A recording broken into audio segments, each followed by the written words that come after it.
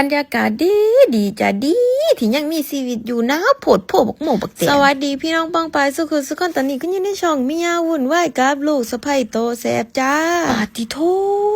คือมางามคักแท้แม่ท้องฟ้าเขากับบรรยากาศแห้งนี่สวยเติบเลยเด้หนูมาถ่ายนี่สวยแห้งประมาณจัก8 โมงเช้าแล้วเด้อากาศยามมื้อเช้านั้นติดลบซุมื้อแต่หนูก็งงว่าเป็นหยังหิมะคือบ่ตกหนูน่ะเช้าตื่นเต้นกับแม่คะนิ่งแล้วเพราะหนูเห็นซุมื้อซุเช้าแม่แต่ว่าหนูก็งงเจ้าของว่าหนูคือมักมาเล่นน้ำแข็งหม่องนี้ตลอดแม่มันเป็นจังไดก็หือแต่ว่าตอนนี้เพิ่นสลัดแล้วเด้อจ้ะเพิ่นเอาไม้เขี่ยจ้ะบัดที่นี่ก็จมนี่มันหนาวมือแข็งมือแดงจมจักสิจมเฮ็ดหยัง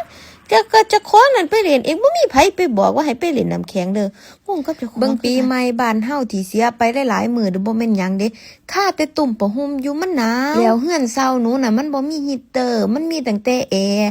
ร์ที่มันเฮ็ดเย็นได้เฮ็ดร้อนได้แต่ว่ามันก็บ่ได้ซอยหยังหลายเพราะว่าห้องมันใหญ่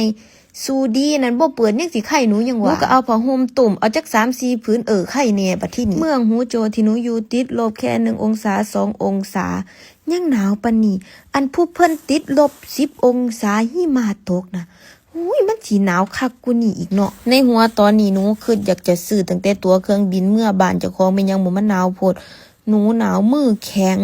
แดงแล้วก็รองเท้าหนูก็มันก็จะเป็นขนข้างในแม่นบ่แต่ว่ามันก็ซอยได้แค่น้อยเดียวถ้าออกไปข้างนอกน่ะเท้าหนูน่ะจะบ่มีความรู้สึกเลยแล้วก็จะเจ็บพร้อมเด้หนูก็จะมาขอยอมรับกับทุกคนว่า